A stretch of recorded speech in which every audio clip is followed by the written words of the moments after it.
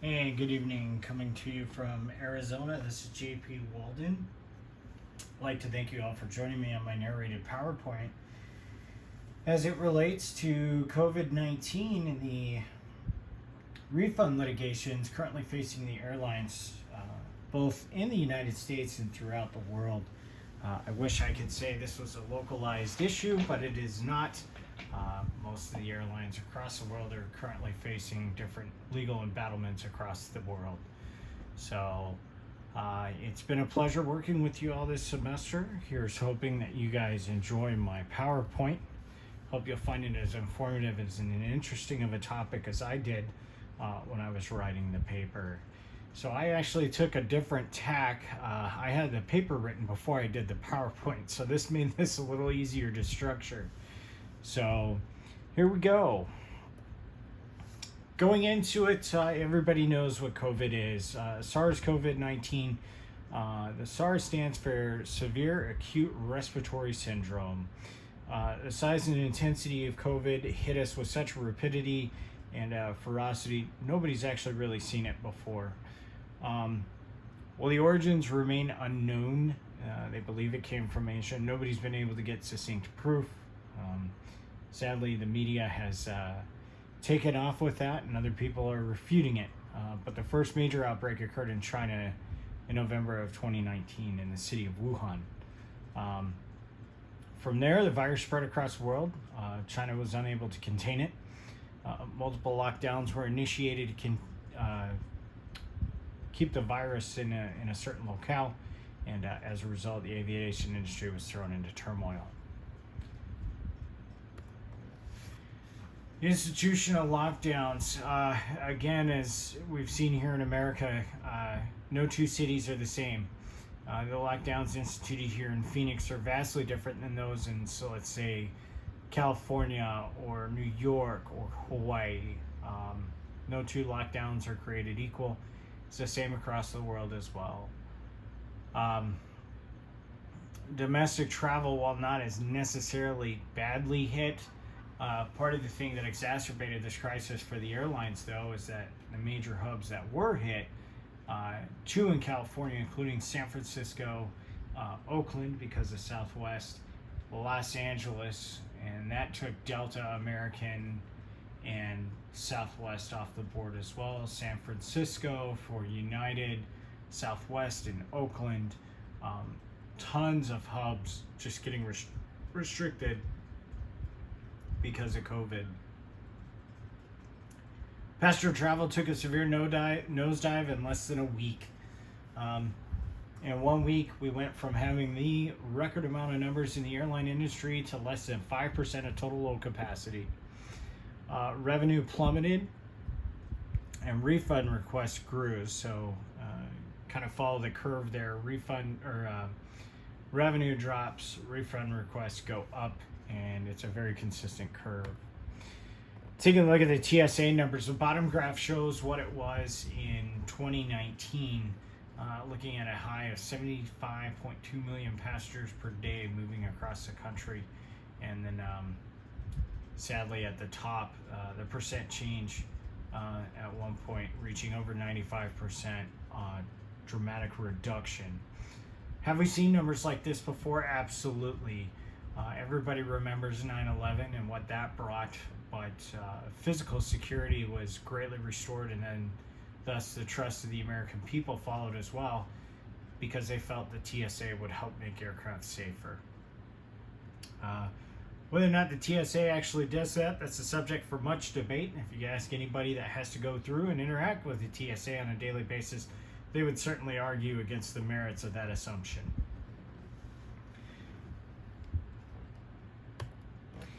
For every action, we know there's an equal and opposite reaction. However, it seems in this case it might have been a overreaction.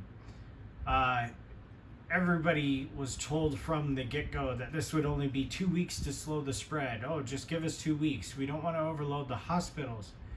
Well, here we are.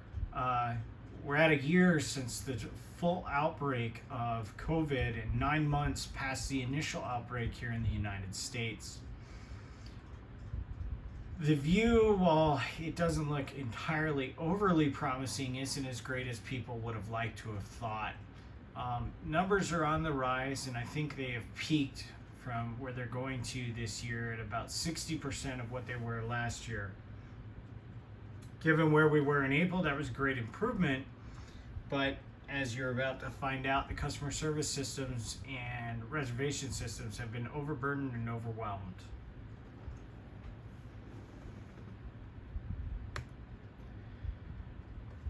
So, first, the righteous care about the poor, but the wicked have no such concern. Proverbs 27:9. One of the greatest things that a pastor of mine gave me for a recommendation is every month that has 31 days, read a chapter of Proverbs. Obviously, I'm skipping ahead, but this one certainly bears to mind here. In an area where people are losing jobs, houses are being foreclosed on, families are being torn apart right now, every dollar counts.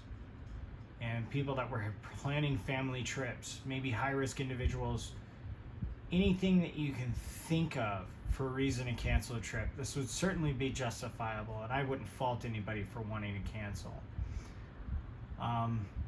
That's part of the reason why I feel we have a duty as members of the industry to make sure we're taking care of our customers, because without them, we'd cease to exist. The demand wouldn't be there, our paychecks wouldn't be there, we wouldn't be enjoying what we do for a living if it weren't for the pastors. So we owe it to them. I know that could hurt us in the long run. However, excuse me. However, without them, we've got nothing. So we need to give them what is theirs, and that refund's entitled to them.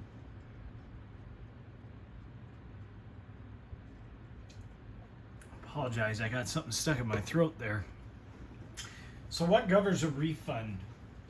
On international carriers, their contract of carriage, otherwise known as the GCC in the business. What is a GCC? It is basically the blueprints of how the airline conducts business, as well as transparency to the world of how things are going to go about. So there's no surprises. It's very consistent. It doesn't fluctuate. It doesn't change. And that's how people can find out exactly what's going to happen in certain events or certain circumstances.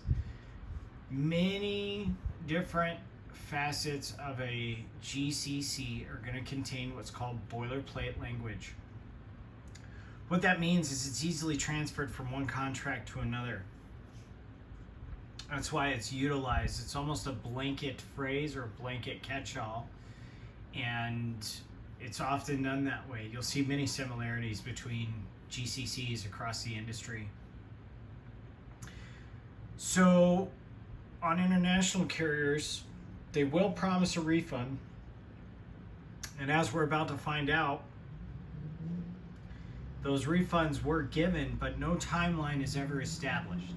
That's probably a very smart thing on behalf of the international carriers. However, here in the United States, every single one of them is subject to Department of Transportation regulations, and every one of them require a refund within 7 business days. Many of the US-based contracts of carriage also have boilerplate language, but this one is subject to DOT enforcement and oversight. So, for instance, the 7-day refund is required. In both cases, airlines have a term of use or passenger agreement. Think about that last time you went online to sign for a ticket or purchase a ticket. There's usually the terms of use or terms of agreement or the passenger agreement, and you got to scroll through it. And let's face it, we all kind of scroll through it thinking everything's going to be perfect. And then they've got to check the box saying, I agree. Well, as many people have found out lately, there's certain little isms or gotchas in there. That's why we're encouraged to read the fine print, right? You can incorporate wisdom in here. In Proverbs, I think there's about 20 to 26 different verses related to wisdom in Proverbs. Talks about being wise and informed. So hopefully this presentation serves to do that as well. Third-party travel sites also have similar language, and because they're initiators of purchasing the tickets or starting the itinerary, they also have their own terms of use that are remarkably similar to what you see on airlines. The next slides in this presentation are going to follow 3 different and distinct suits, 2 of which have been dismissed, 1 is still ongoing. And then following that, I'm going to recommend potential defenses for the airlines and the related pros and cons to each defense.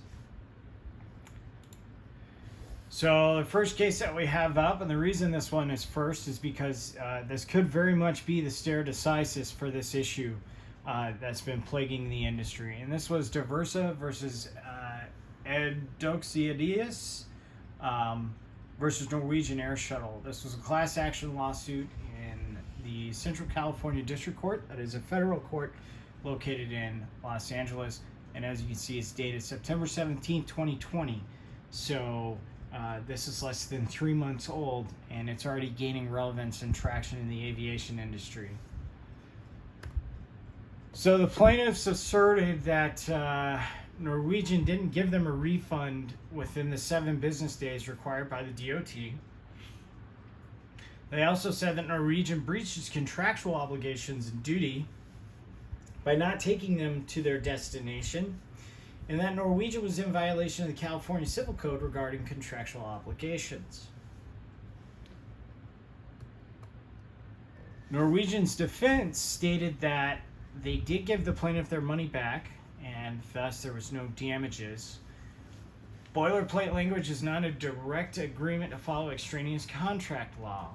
So what that means is boilerplate language generally refers to the operating area upon which they're doing business in, because Norwegian's an airline that agrees to following local aviation laws. So in essence, they have to abide by, FAR 121 and 91, and that's really about it. But passenger airfare is often considered an extraneous contract.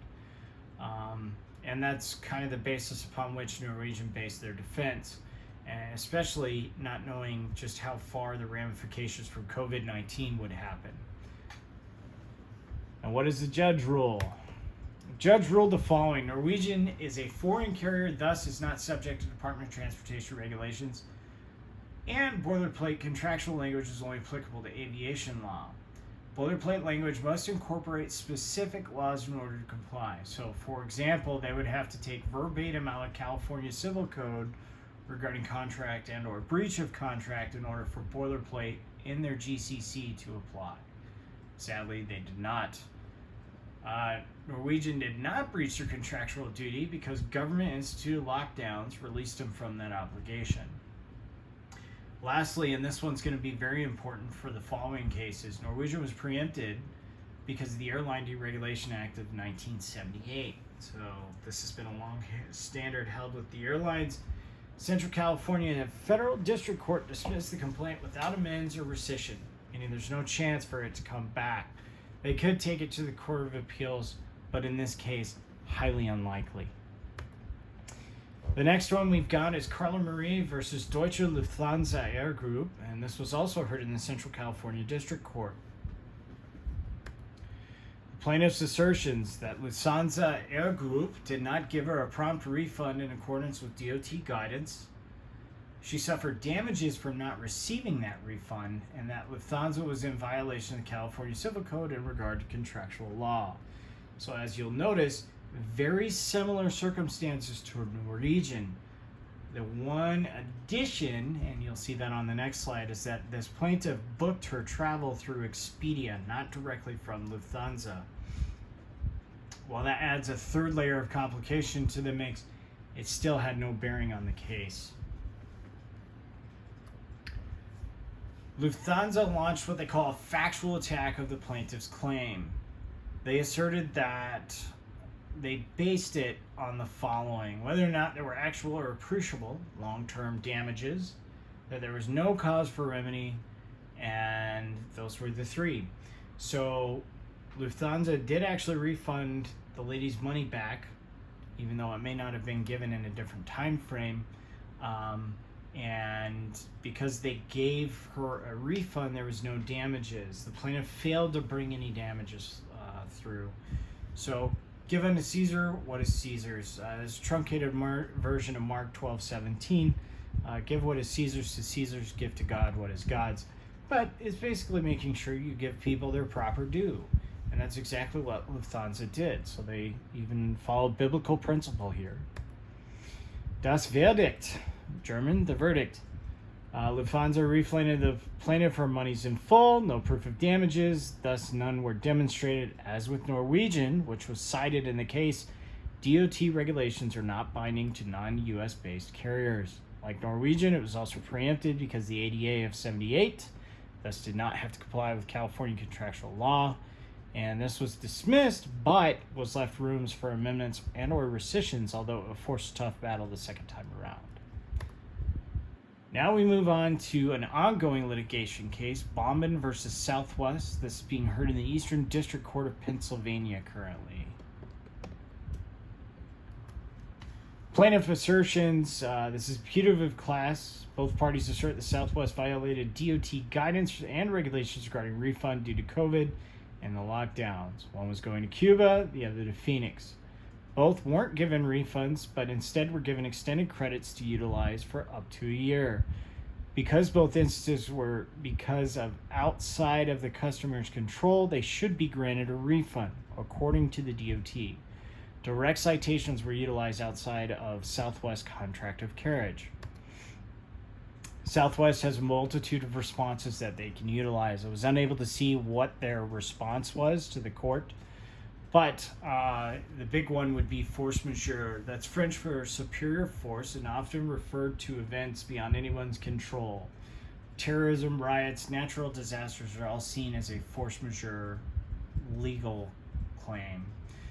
The potential downfall of this defense is usually how specific the court wants to apply a force majeure, i.e. if a pandemic is not listed in there, they can't utilize this. So that'll be interesting to see what the judge hears on that. But their last phrase could also be their catch-all, any event not foreseen by the company. DOT guidance cited in the case is not a formal law, just an informative letter. There was no enforcement action threatened. Why Baumann v. Southwest is important. While two cases have already been established and cited, thus creating a precedent, Southwest is the first U.S. and DOT-regulated carrier to come against this legal issue. The ruling comes from this case could determine the outcome of several different legal class action and individual suits. Again, this is ongoing, so this is one to follow if you're interested. Some of the possible defenses from other airlines. Compelling arbitration. There is usually an arbitration clause in the contracts of carriage. Depending on the nature of their service contracts, arbitration is faster, it's efficient. If it's binding, the results are final. Very narrow grounds for appeal and enforceable by a court. The other one is multi-district litigation. You'll see this usually of pharmaceutical class actions because of the exposure. The intent for this is to streamline court efficiency and foster consistent ruling between cases. Another one is a Supreme Court hearing. Again, we know if the Supreme Court rules on it, that's usually the end-all, say-all, be-all. And it might as well have been written on stone tablets coming down from the mountain after speaking with God. And lastly, a defendant class action. With 32 different lawsuits ongoing, joining forces could be a way to address this issue. Unless things dramatically change, the airlines are already struggling. The rising costs of litigations are going to further deepen the hole. Southwest, Hawaiian, JetBlue, United, Delta, and American are currently making their way through the legal system with different lawsuits. A Google search will show that there are numerous law firms soliciting members to join the class, and the number is growing every day. Aviation is a critical artery for the world's infrastructure, and without it, we could be looking at a very, very different world than what we're into today. Hope you guys have enjoyed my presentation. Again, it's been a pleasure working with you all. I look forward to reading your PowerPoints and critiquing them. Best of luck to you, and if there's anything that I can help any of you with, please feel free to email me, and look forward to seeing you get your master's program. Good night.